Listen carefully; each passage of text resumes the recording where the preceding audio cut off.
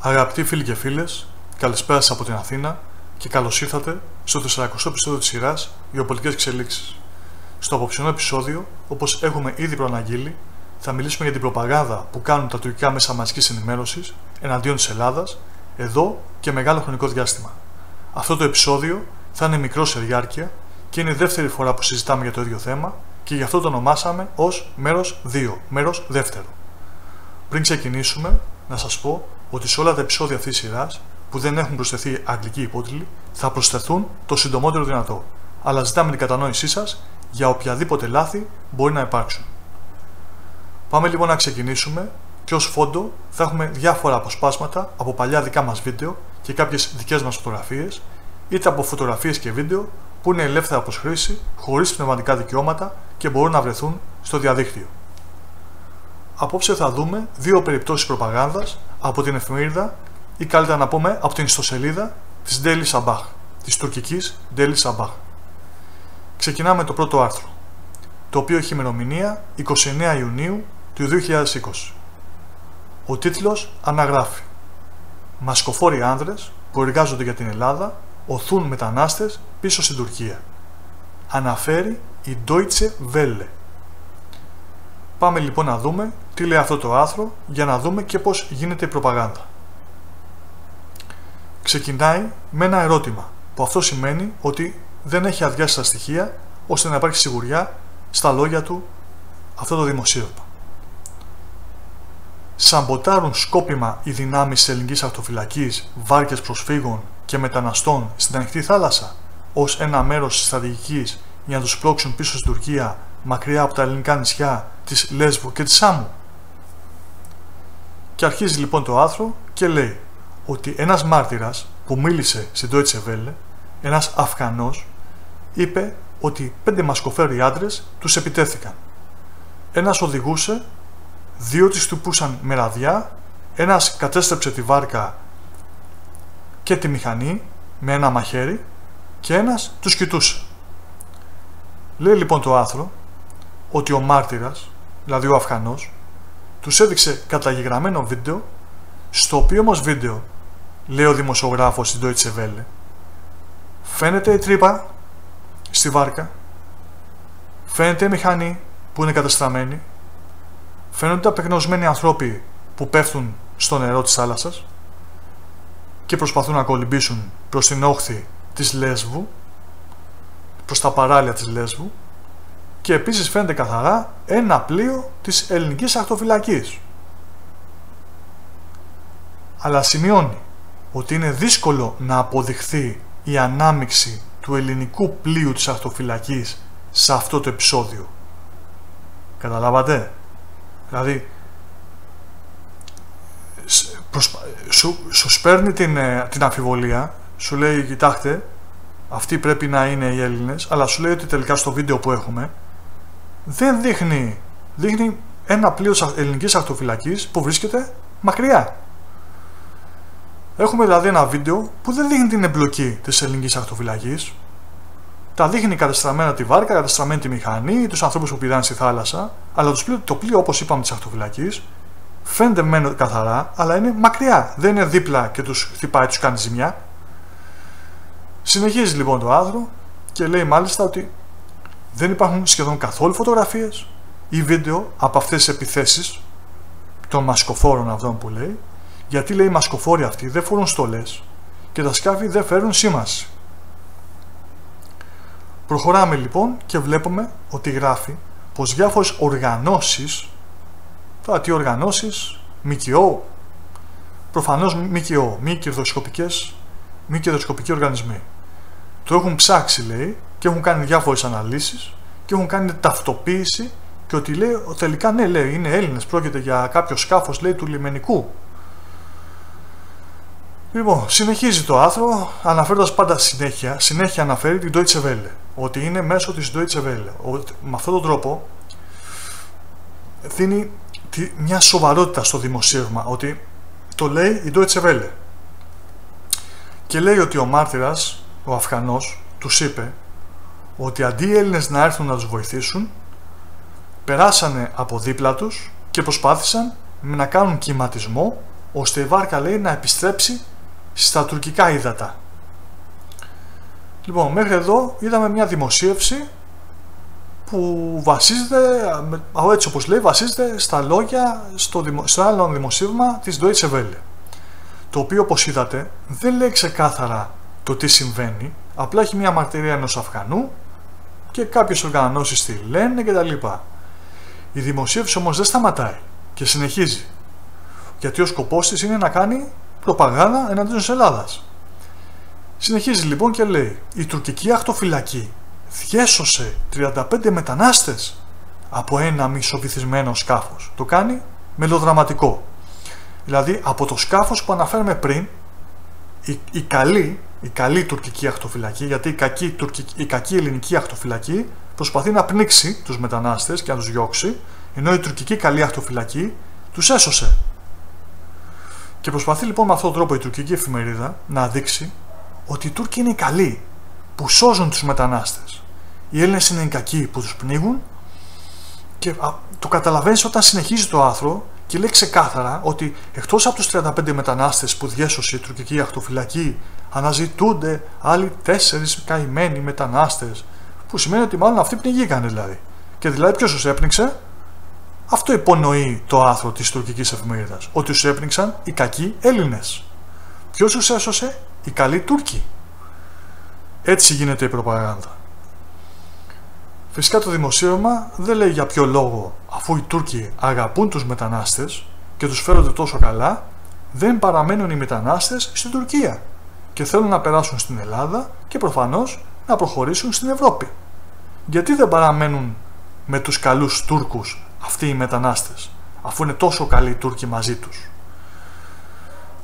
Στο τέλος δημοσίευσης βλέπουμε ότι αναφέρει ότι η Τουρκία φιλοξενεί περίπου 3,6 εκατομμύρια Σύρους πρόσφυγες, για να δείξει και το μεγαλείο της Τουρκίας, ότι είδατε τι πονόψυχη είναι η Τουρκία που φιλοξενεί τόσα εκατομμύρια πρόσφυγες, και αναφέρει ότι αναμενόταν τότε ακόμα ένα κύμα από πρόσφυγες, το οποίο θα ερχόταν από τη βορειοδυτική Συρία, από τον πόλεμο στη βορειοδυτική Συρία. Δεν λέει όμως το δημοσίευμα εδώ ότι στη βορειοδυτική Συρία έχει κάνει στρατιωτική επέμβαση η Τουρκία. Δηλαδή οι άνθρωποι φεύγουν να σωθούν από τη στρατιωτική επέμβαση που έχει κάνει η Τουρκία στη βορειοδυτική Συρία. Αυτό δεν το γράφει το δημοσίευμα, το κρύβει. Λοιπόν, και αν δεν κάνω λάθος, γράψτε μου και στα σχόλια, γιατί μπορεί να κάνω λάθος. Στη Συρία αυτή τη στιγμή δεν υπάρχει εμφύλιος πόλεμος, εκτός τουλάχιστον στο βαθμό που υπήρχε πριν. Δεν υπάρχει, από ό,τι ξέρω, εκτός αν κάνω λάθος. Γράψτε μου στα σχόλια αν κάνω λάθος. Οπότε οι άνθρωποι που προσπαθούν να εισέλθουν στην Ελλάδα και να προχωρήσουν στην Ευρώπη, σύμφωνα με το διεθνές δίκαιο, δεν είναι πρόσφυγες. Είναι μετανάστες. Αφού δεν υπάρχει μια εμπόλεμη κατάσταση.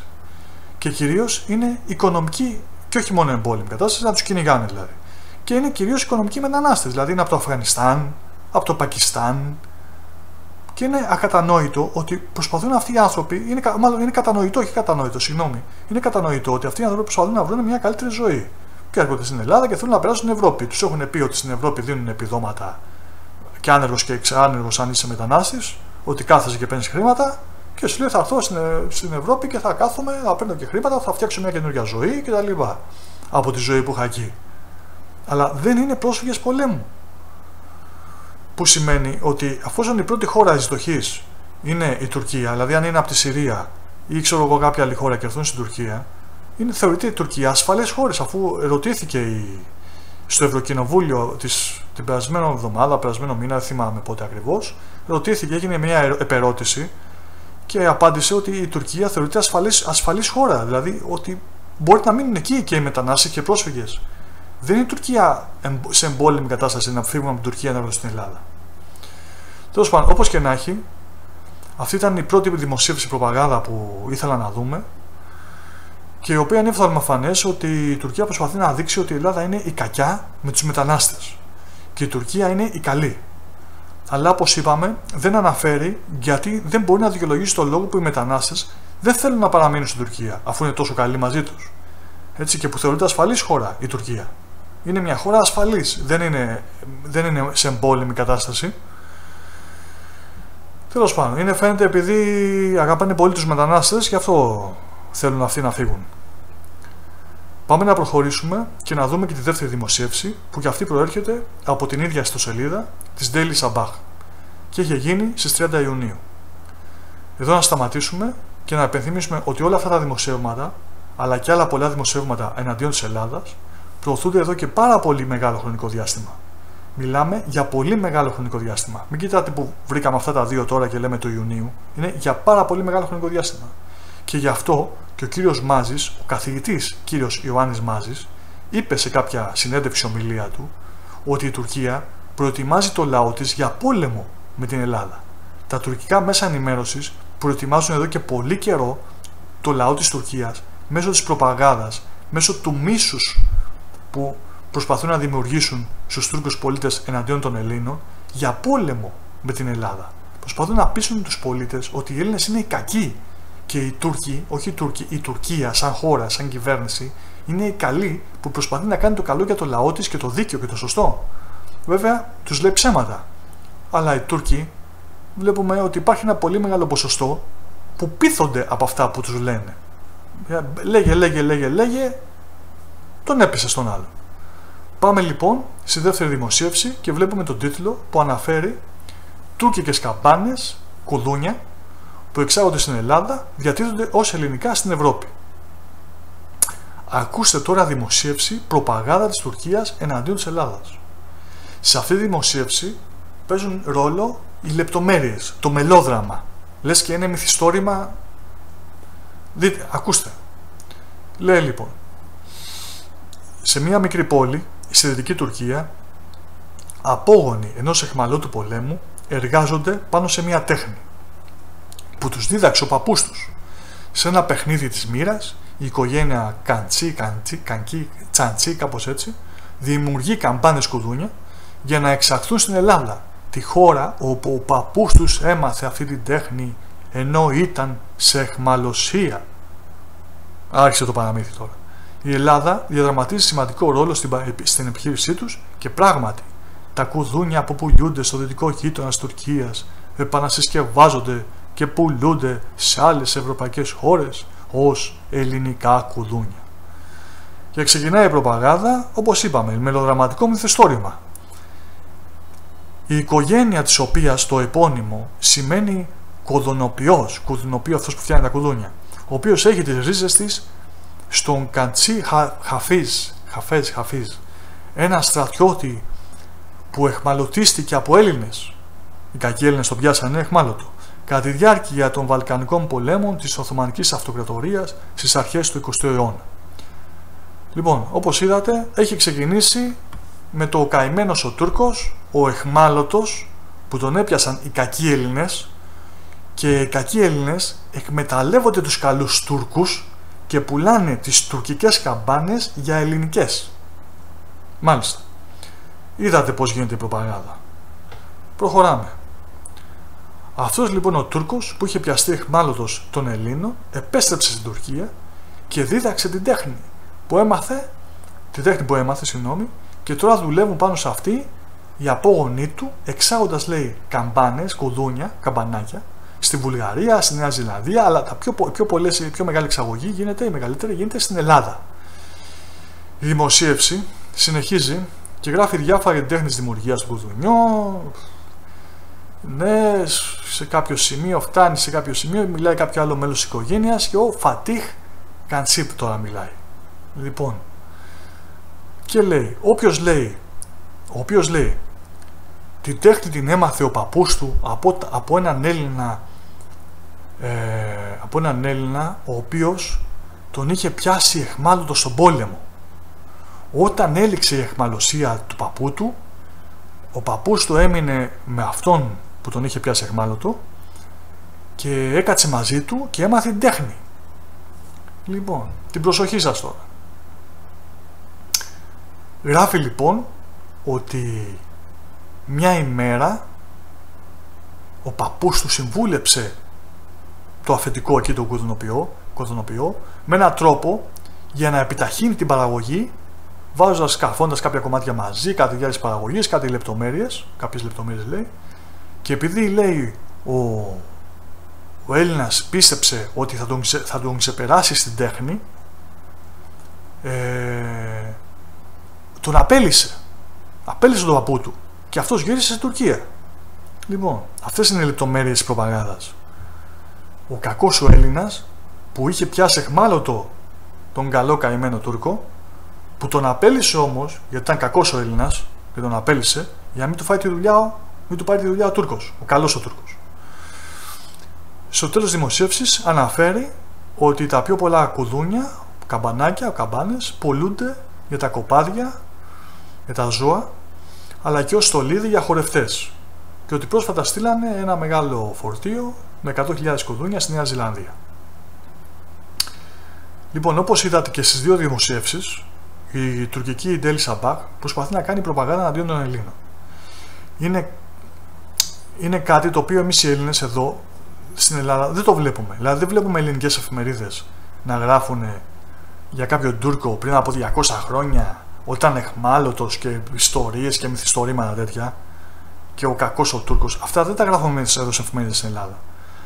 Και αν φανταστείτε, αυτά είναι μόνο δύο δημοσιεύματα από τα δεκάδες, εκατοντάδες που έχουν γραφτεί αυτούς τους τελευταίους μήνες στα τουρκικά μέσα ενημέρωσης. Ότι οι Έλληνες φταίνε για όλα. Οι Έλληνες είναι κακοί και οι Τούρκοι καλοί. Μιλάμε για απίστευτη προπαγάνδα. Μιλάμε ότι η τουρκική κυβέρνηση σπέρνει το μίσος στον τουρκικό λαό εναντίον των Ελλήνων με το κιλό που λέμε, δηλαδή εκατοντάδες κιλά μίσος. Τέλος πάντων, είμαι σίγουρος ότι κάποιοι είδατε και στις τελευταίες ημέρες, τελευταίες εβδομάδες, το θέμα που προωθούν πάλι σαν προπαγάνδα στην Τουρκία για το σπίτι του Ωνάση. Το οποίο λέει ζήτησε το ίδρυμα Ωνάση να το αγοράσει και η ιδιοκτήτρια λέει δεν το έδωσε και πήγανε εκεί, πήγανε οι Τούρκοι με σημαίες και διάφορα, ας πούμε, ότι το έθνος και... Τι μας ενδιαφέρει, τι ενδιαφέρει εμάς τους Έλληνες, δηλαδή μιλάμε η προπαγάνδα, έτσι, δηλαδή εμάς όλες δεν μας ενδιαφέρει αν το ίδρυμα Ωνάση θέλει να αγοράσει το πατρικό του Ωνάση. Αν θέλει το πουλάει η κυρία, αν δεν θέλει δεν το πουλάει η κυρία. Το πήραν αυτό οι Τούρκοι και το έχουν κάνει, δηλαδή καλημέρα τους λες και σε βρίζουνε. Τέτοιου είδους προπαγάνδα. Λοιπόν, αγαπητοί φίλοι, μιλάμε, ναι, οι άνθρωποι είναι τρελοί. Έχουν τρελαθεί εντελώς. Στην Τουρκία έχουν τρελαθεί εντελώς. Τους έχει τρελάνει η τουρκική κυβέρνηση. Τι περιμένεις από ένα κράτος που φυλακίζει κάθε μέρα χιλιάδες ανθρώπους? Στην Τουρκία αυτή τη στιγμή, η κυβέρνηση που υπάρχει φυλακίζει καθημερινά χιλιάδες Τούρκους πολίτες. Δηλαδή πάει και συλλαμβάνει ανθρώπους που είναι γείτονες. Τους γείτονες αυτών που τώρα μπορεί να μας βλέπουν, τους συλλαμβάνει και τους πάει στη φυλακή. Και αυτοί οι άνθρωποι κάθονται και πιστεύουν στην προπαγάνδα που κάνουν τα τουρκικά μέσα ενημέρωσης. Άμα κάθονται και την πιστεύουν, έχουν πρόβλημα. Αυτοί έχουν πρόβλημα, όχι εμείς. Αυτοί είναι τρελοί, όχι εμείς. Λοιπόν, αγαπητοί φίλοι και φίλες, σε αυτό το σημείο φτάσαμε στο τέλος και το ψήνου επεισοδίου. Ήταν ένα απλό επεισόδιο που ήθελα να ρίξουμε απλώς μαζί μια ματιά στο πώς γίνεται η προπαγάνδα μέσα από τα τουρκικά μέσα ενημέρωσης, με κάποιες λεπτομέρειες που προσπαθούν να κάνουν οι Τούρκοι τους πολίτες τους να μισήσουν τους Έλληνες και να δημιουργήσουν ένα κακό κλίμα, πολύ κακό κλίμα, και προετοιμάζουν προφανώς, όπως είπε και ο κύριος Μάζης, τους Τούρκους πολίτες για μια σύγκρουση. Δυστυχώς τους προετοιμάζουν για μια σύγκρουση και δυστυχώς υπάρχουν αυτού του είδους οι δημοσιογράφοι στην Τουρκία, που είναι ντροπή τους που λέγονται δημοσιογράφοι. Είναι ντροπή τους που λέγονται δημοσιογράφοι. Εγώ να σας ζητήσω να εγγραφείτε στο κανάλι μας στο YouTube, στη σελίδα μας στο Facebook, να διαμεράζετε τα βίντεό μας στα social media ώστε να μεγαλώνει η παρέα μας, να σας ευχηθώ να έχετε ένα όμορφο Σαββατοκύριακο και να ξεκουραστείτε, να στείλω τα χαιρετίσματά μου σε όλους, Έλληνες και ξένους, που μου κάνουν την τιμή να παρακολουθούν αυτά τα βίντεο της σειράς γεωπολιτικές εξελίξεις, αλλά ιδιαίτερα όπως πάντα στους Έλληνες και ξένους που μας βλέπουν από το εξωτερικό.